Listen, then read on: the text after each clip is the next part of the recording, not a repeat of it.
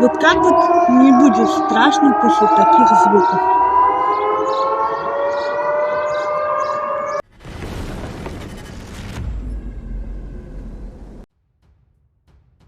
A collaborator accused of passing information about pro-Ukrainian residents to Russian forces has been killed in the Russian-occupied city of Berdyansk, according to Ukraine's defense intelligence.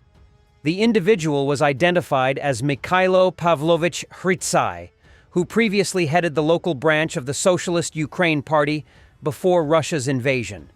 Following the occupation of Berdyansk by Russian troops, Hritsai voluntarily joined the Russian-installed administration, serving as the so-called temporary mayor and deputy for infrastructure, housing and utilities, and the fuel and energy sector. DIU reported that Hritsai was directly involved in war crimes, including helping to identify and detain pro-Ukrainian residents and participating in the organization of torture facilities in the city. He had been charged in absentia with high treason under Part 2 of Article 111 of Ukraine's Criminal Code on April 1st. 2022. DIU said that those involved in crimes against Ukrainian citizens would face retribution.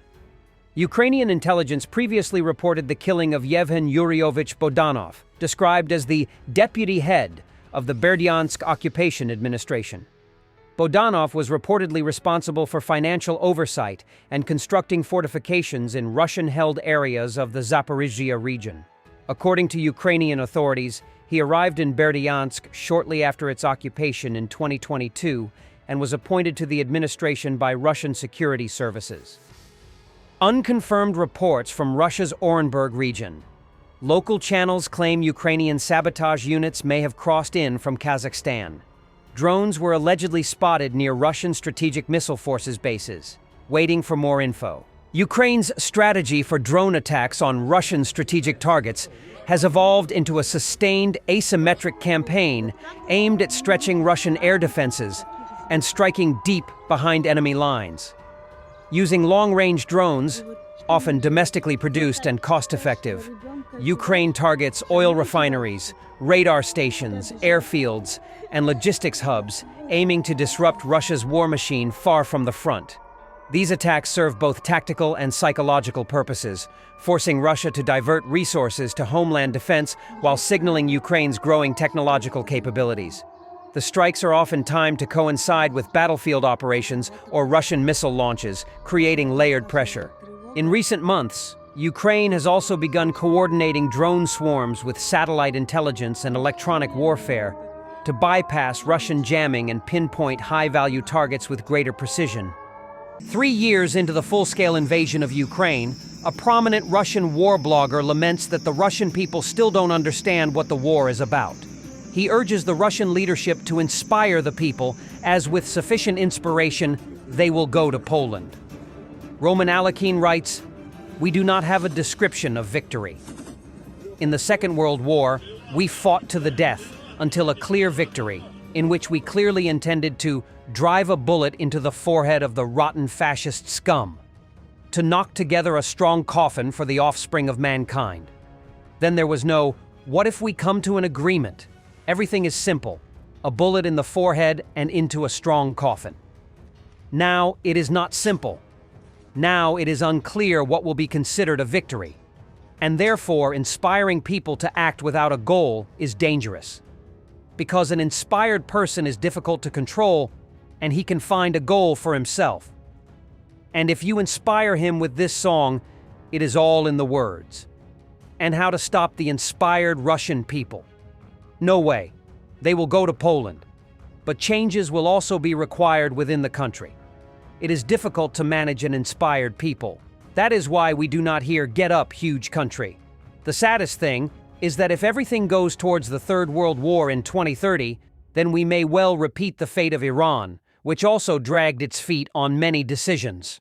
So, as we help with technical means, we will inspire each other to feats, including civilian ones. Ukrainian drones will be presented for the first time at the Paris Air Show, one of the world's largest aerospace technology exhibitions. Mikhailo Fedorov, Minister of Digital Transformation, announced this.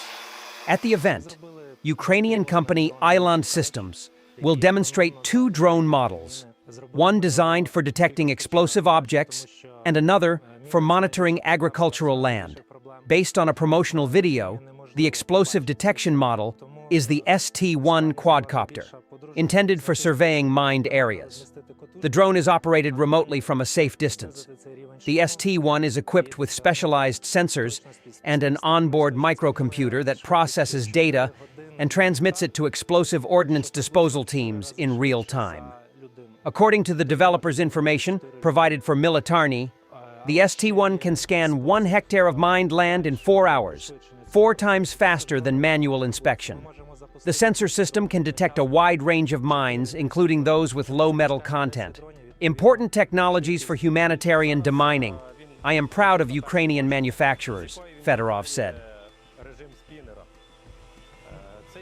Carlson, I recommend you going to Moscow. It's way nicer than Washington, D.C. cruise. For some reason, you're really invested in defending Russia. I don't get it. Material effect that helped the United States.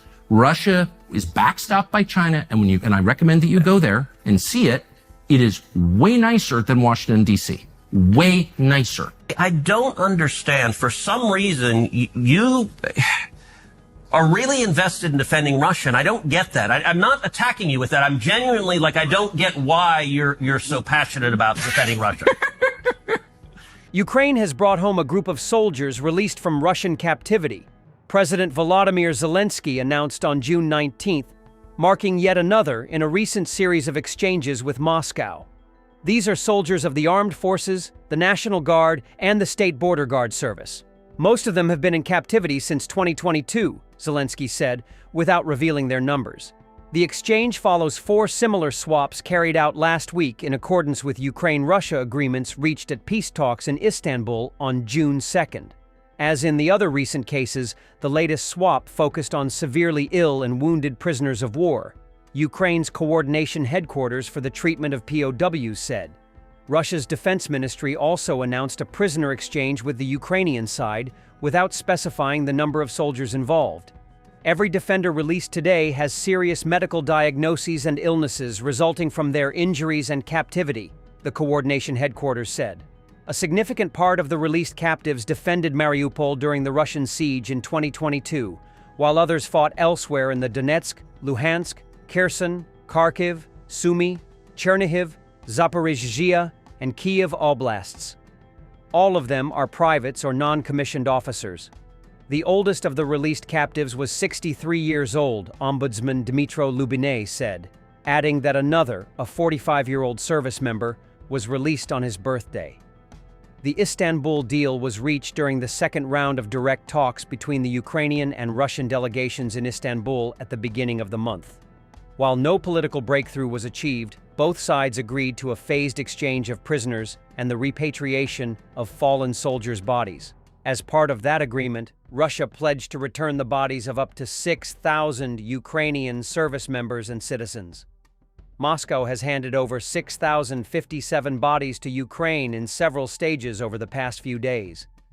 Kiev later said these also included fallen Russian soldiers, though it is unclear whether this was done on purpose or by accident. The June 2nd agreements came after the largest ever POW swap in late May, when 1,000 prisoners were exchanged on each side. Ukraine repeatedly called for a prisoner exchange in an all-for-all format, but Russia continues to reject the offer. Thanks for watching, and don't forget to subscribe. Also, if you want to support Warthog Defense, please become our member and get early access to new videos, exclusive members-only videos, and become administrator in comment section. The membership link is in the description. Rescues every day. We had a guy last week at 6 rescues in 6 days. He's doing the job every day.